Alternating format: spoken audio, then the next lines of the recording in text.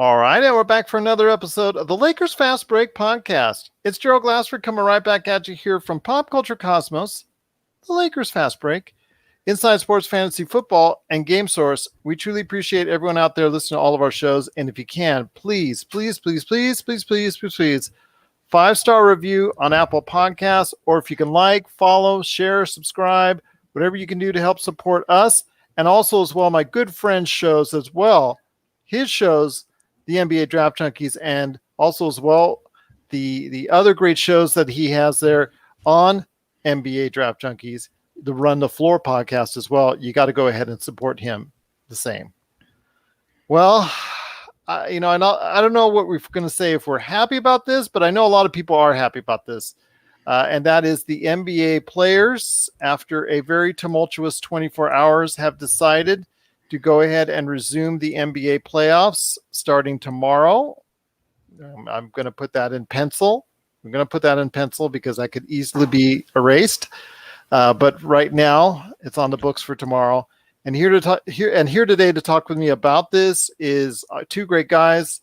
First up, you want to go ahead and just reach out to Lakerholics.com. Be part of the conversation today at Lakerholics.com. I know him as Tom Wong, but you know him as LakerTom. And LakerTom, good to see you, my friend. And I'm assuming you're happy that playoffs are back. I only say that because if you got a chance to listen to our conversation yesterday, we were going to decide and support the players, whatever decision they make. Or they make. No, I'm happy. I'm looking forward to basketball. I also think that the players made the right decision. It seems like kind of odd that the two teams that did not want to continue the season or continue the playoffs were the Lakers and the Clippers, and LeBron James and Kawhi Leonard. As apparently all of the other teams did want to continue.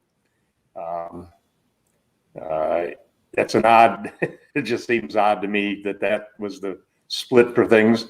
But I do think that the players made the right decision. I don't think they really had another alternative that made any sense.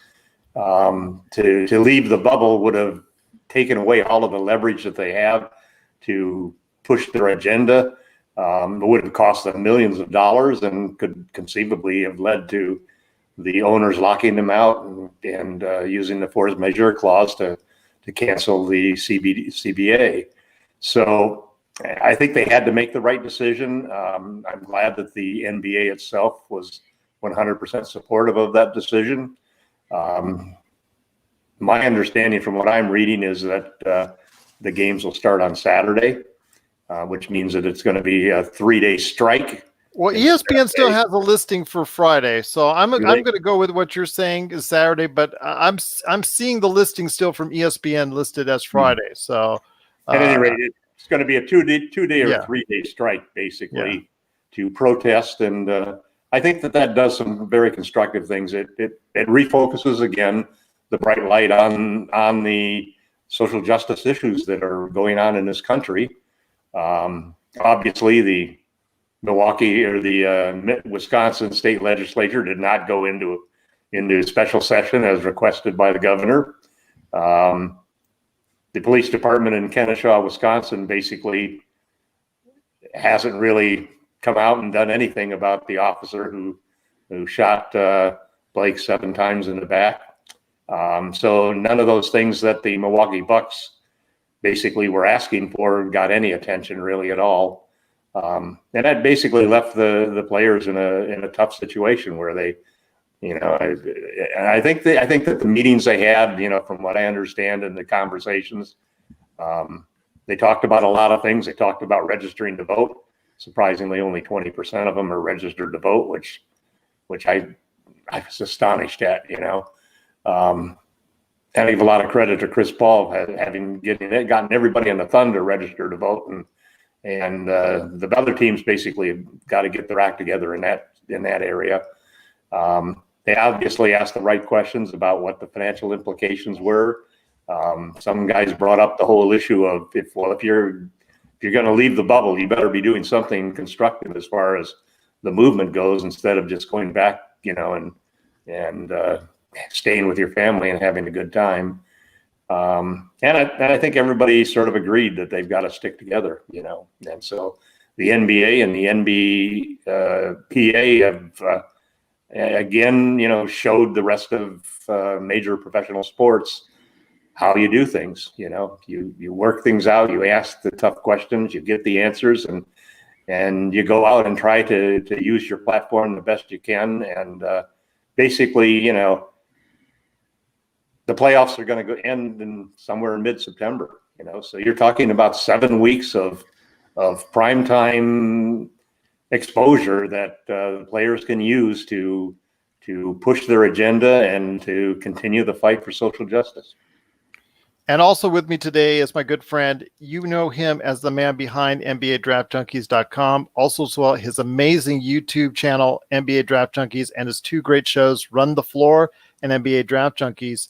My good friend, Rafael Barlowe. And Rafael, wanted to ask you this.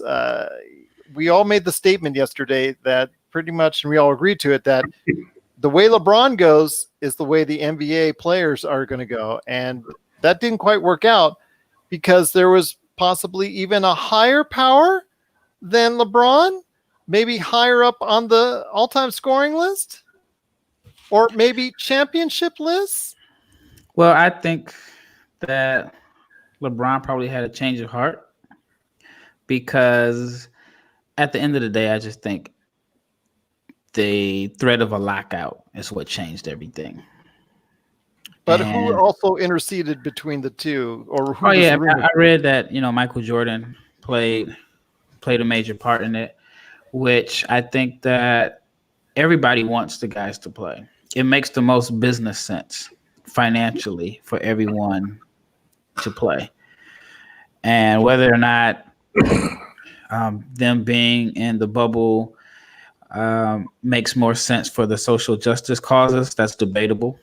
Because some may feel like we're taking the attention away in a sense if we're playing. And then some may feel that if they're playing, then they can bring some attention to it, which again, that's debatable. But I think at the end of the day, it all boiled down to money and the lockout. If they rip the CBA out, players are not going to get a favorable deal. They're not going to get the 50-50 split that they have now. And it could be a long time. I mean, they can be held out a long time, and the owners have all the power in that sense. And the coronavirus doesn't help them either, because the fact that the owners would say, hey, look, we're going to lose money anyways because we can't even open up arenas. Plus China, the whole China situation. Absolutely. So, and I think the owners could have held them out for quite a while, at least until they felt like they'll be able to get fans into the arenas, which at this point, it doesn't seem like that is anytime soon. So I think their financial situation was the real driving force. LeBron has the money to be able to walk away for good. A lot of the other players aren't in the same situation. I mean, they have plenty of money, but LeBron has generational wealth that can last a long time. And so I think that maybe he overreacted as far as not wanting to play.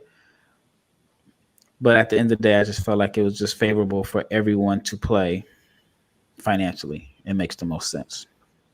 Well, the thing is, I think you hit it right there on the head that, LeBron has that, just once in a lifetime wealth that very few people, black or white, have. But there's also a lot of players in the NBA who have a lifestyle commensurate to what they earn. And if they're not earning that type of money, that lifestyle will become very costly if they didn't do. And you've seen this before many times, where these players, they just aren't as, savvy about their finances and just don't plan ahead for these type of things. Yeah, I still think that's like overstated in a sense, because they're becoming more aware now, because they go to starting with all these symposiums as a rookies, and they get told this, but we still hear the stories from time to time. But we never hear the good. We'll never hear about a guy that has saved all his money. We're only going to hear about the guys that don't. Even when they say the statistics, they'll say, well, such and such amount of players go broke when they're done playing. That's including the guys that played 1 year and they never played again. So I'm just throwing a name out there. Like, let's say Xavier Henry, he didn't have a long career. So if he goes broke, which I don't know anything about, I'm just throwing a name out there, he would be in that list. But people seem to lump that in with the guys that played 10, 12 years going broke. And there are some cases of it, but yeah, I just feel like those statistics are only going to show the negatives. They'll never really tell you about the guy that has managed his money well. Absolutely, because there are so many, like you said, that have done quite the opposite. I mean, you'll see the Shaquille's, you'll see, Charles Barkley's, you'll see a lot of other individuals that are out there that not even the stars. You'll see a lot of role players that made wise decisions over the course of their career, able to do that. But again, like you said, you do hear nothing but the negative on that. Yeah. So, but there are a lot of players, you got to admit, that are living a lifestyle that's really would be hampered if they should go into, let's say, a lockdown for a year or a year and a half. Yeah, but I think a lot of that would be because the way the salary cap is set up, there's so many guys that are taking a huge chunk of the cap that there's a bunch of guys that are being used to fill out the back end of the roster. So I had a friend, I won't mention his name, but he played for the Lakers, and I remember I used to see his checks, and it was $44,000 every 1st and 15th. And he was one of the lowest paid players on the team. So he's making $88,000 a month. He blew a check, he saved the check. And I was like, I don't know if that's smart or that's dumb. How do you blow $44,000 in 14 days? But if he only spent 30 in those days, then he saved the 14. But he had a lot of money saved up in the bank, and some of the money he just spent just on stupid stuff, which, I mean, it's still hard to imagine spending that type of money.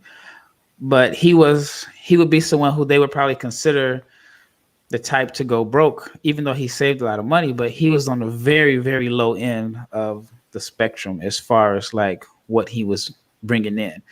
So yeah, for him, if there were a lockout, he wouldn't be struggling. He wouldn't be broke. He'd be fine. He just wouldn't be able to maintain that lifestyle for 10 years. Yeah. I hear you. Think about the guys in like the Warriors, and I mean Golden, that area. I mean, I think you live in that area, Tom. It's super expensive. So if you're on a minimum deal, and then you live in the area where the practice facilities at, you might be living check to check, a little bit above check to check. So those are the guys that are affected the most. Even like in LA, if you play for the Lakers or Clippers and you're on a minimum deal and you live in Marina Del Rey, you want to live by the practice facility, or you live downtown, you're paying $4,000 or $5,000 a month, possibly rent. Or so more. So you may not be able to afford a lockout, but so many teams have those guys from 10 to 17 on the roster who are making minimum deals, and those guys are going to be affected the most. But we tend to think about the stars going broke, or these guys are, they're spending the most money. They're making $10 million a year, but it's the lower level guys that are being shuffled out the league that are hurt the most. So let me ask you this, Rafael, when it comes to what's going on, I know we said we would support the players either which way the decision would be made, but in the long run, you think it's probably the best that they go forward with the playoffs or not? Yeah, I mean, it just depends on which side you're viewing it from. As far as the social justice side, like I said, that's debatable. But for the money side and longevity of the league, they had to play because of all the contracts in place and, guys being locked out. Then, the future contracts that you won't get the 50-50 split. I mean, it could even drop to 60-40 if possible. So I think, it's just they made a business decision. Sounds like it indeed. Tom, any last thoughts on this? Because again, it's yes, we're going to be having basketball, but at what price? I mean, it just sounds like, again, it's all about the money when it comes down to it, and it's all about business and about continuing the league in the way that is best for the players. But still, social justice still needs to be served. I actually differ from Rafael in the sense that I think that it's the right decision, both from a financial standpoint as far as their careers and their business that they're in, the league itself. But I also think that it's really by far the best decision to make for the Black Lives Matter movement. I think that 7 weeks of primetime ability to do things to promote the movement is something that you would not be able to even get close to doing. I mean, just look at the tension that the players that are playing now get versus the players on those teams that aren't in the bubble, or the players on the teams who are going to be eliminated in the next week. They're going to just disappear. And it's almost like Rafael said yesterday, we're in a climate where basically if it isn't publicized, it didn't happen. And what do you do to get attention if you're not playing the game? I mean, you can go to a rally, you can be in the front lines in Kenosha or in Minneapolis. You can lobby for people to vote and go out and do all of those various things, but you're not going to get anywhere near the attention that you would if you, let's say, you make a game-winning basket and you've got 10 minutes to talk about, Jacob Blake or Breonna Taylor or any of the various people that really need to have justice served. So, but I wonder, like, we've seen the Black Lives Matter is huge on the court, and I don't think it mattered to that police officer in Kenosha. We've seen Breonna Taylor's name on hats, shirts, everything. Billboards.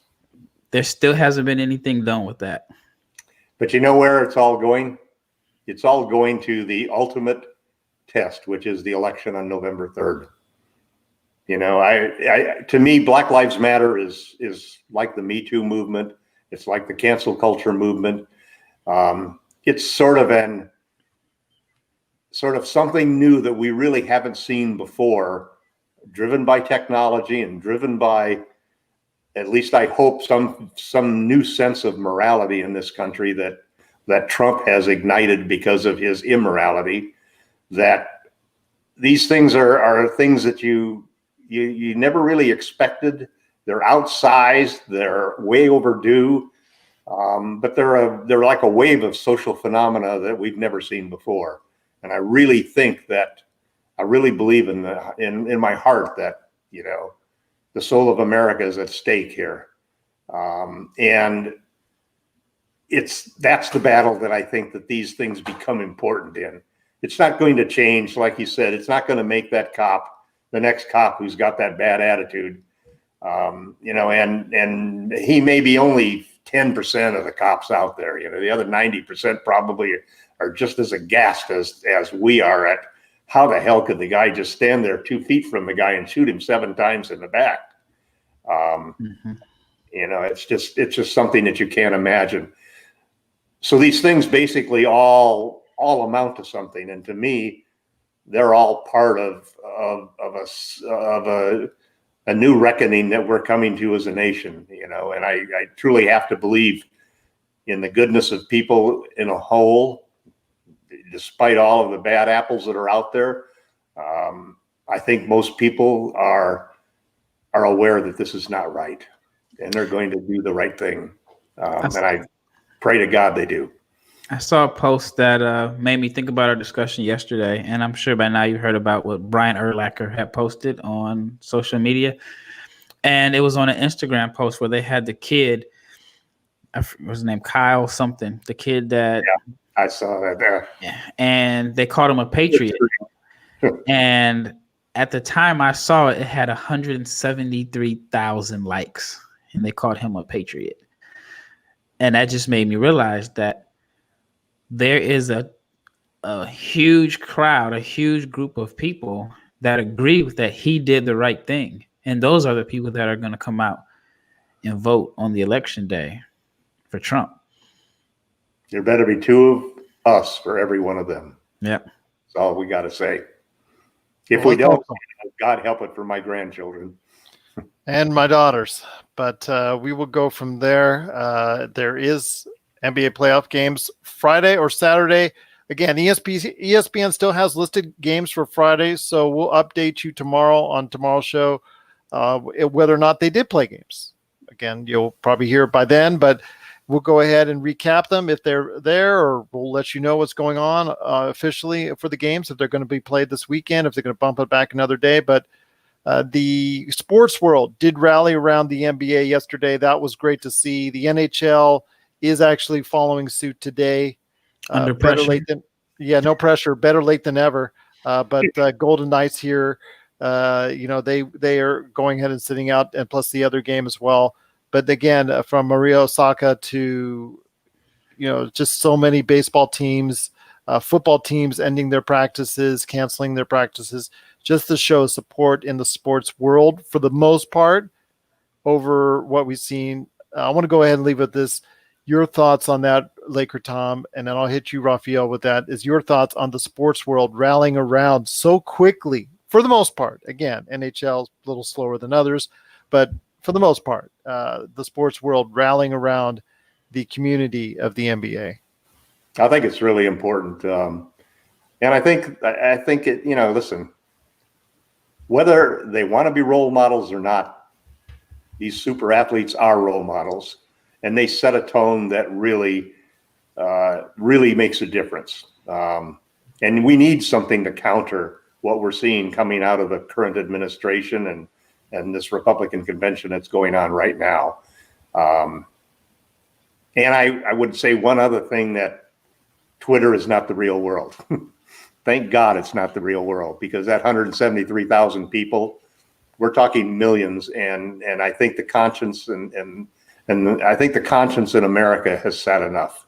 And the sports people, the athletes that are out there talking and speaking, and you have to give a lot of credit. LeBron may not have carried the day here, but everybody who's speaking up owes something to the fact that LeBron James has set the stage so that can happen, so that they're free to not just be guys that, they're free to do more than just dribble. So I'm confident that these exhibitions that we're seeing and statements that we're seeing from the athletes out there, I think for the most part are serious and sincere. I'm sure some guys are doing it just because they know that they don't have a choice.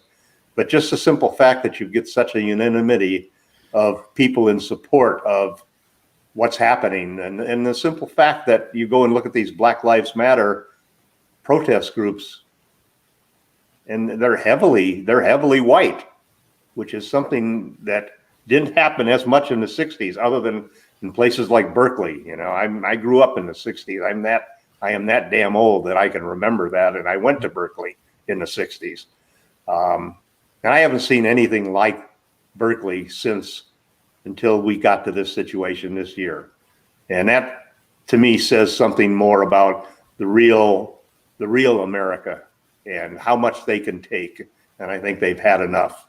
So I applaud the sports, the professional sports, all of the other professional sports that are supporting the NBA. And I applaud the leadership of the NBA to put those people into the situation so that they actually now are joining. Rafael, do you want to send us home? Yeah, I think that everything LakerTom said has been spot on. It's been on point. I didn't grow up in the 60s, but I know when I watched all the protests, and I was glued to the TV for days watching everyone, and the crowds were mixed. They had a protest in Salt Lake City, Utah, and places like that. So on one hand, I think that shows that it's not necessarily black versus white. It is right versus wrong. Well said. Which is good. I'm just worried about the fact that we're starting to see these other militia groups at these protests now. And they are heavily armed, and they're not there for peace. I don't know. I just think, like, if you're there for peace, then you don't have weapons on you. You have your weapons just in case, and you feel like you have a reason to. Just like this kid, he felt like he was protecting the city, and he wasn't even from that city, but he was protecting the properties or whatever, and he's been considered a patriot. And I do think there are a lot of those people who we don't know about because they really can't publicly speak their opinions because they'll lose their jobs and they'll possibly lose everything. I mean, there are some people that have, but I think there's a lot of people who are sitting quiet who know that saying something publicly, speaking against Black Lives Matter, they know that there's a penalty behind it. And so I feel like there's a lot of those people out there that we just don't know about and we won't know about. When they show the videos of him shooting two people cold black, that'll change. Well, but even like the headlines, they called him a vigilante. The headlines were, I don't know the best word, but I mean, I've seen like some pictures of how the headlines were different. Just the fact that he was able to be arrested peacefully shows that there's, I mean, a difference in everything. Well, you and I talked about it on the previous show yesterday about how he was able to go ahead and basically walk by with a gun in hand by several, by several police units and nothing.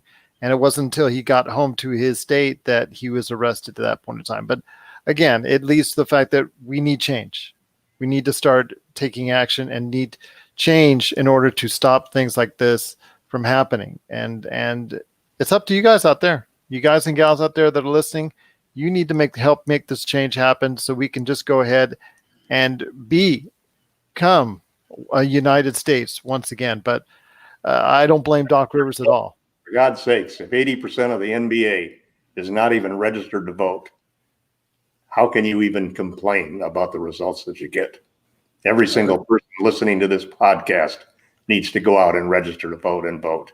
Well, if you're able to, as a person that, I mean, I'm not in the NBA. I have a lot of friends who are in the NBA. One, I'm not shocked about them not being registered to vote because if you pulled over every NBA player and asked them do they have a valid driver's license, the answer is going to be no, because they play around in so many different cities. They have cars registered in one state, license plates here. You know, you're supposed to like change your license plates over when you move. So a lot of them may not even have like valid home addresses where they're registered to vote. Not saying that's an excuse, but that is something that is a reason. But then I also feel like a lot of Black people may feel you're voting for the lesser of two evils, no matter what. So if you say, I'm not voting for Trump, but I'm going to vote for Biden, then a lot of people feel like, well, he's the one that was part of the crime bill. Or, you know, the same with Kamala Harris. So I think there are people who feel like, you know, you're just voting for the lesser of two evils. And maybe last election. What's that? I said that's what I did in the last presidential election. I voted for what I consider to be the lesser of two evils. Yeah, and I think some people may not sit okay with that. And I think if you choose not to vote, then you don't have the right to necessarily complain about what's going on. But like I said, I do know people that are totally against it. I think they have a right to complain, but we have a right to complain about them not voting. Yeah. Everybody has a right to complain. That's you're a citizen of this country. You don't lose that right just because you don't vote. Right. Well, again, these are deeper discussions that we're going to keep on going, hopefully here as many times as we can on the Lakers Fast Break.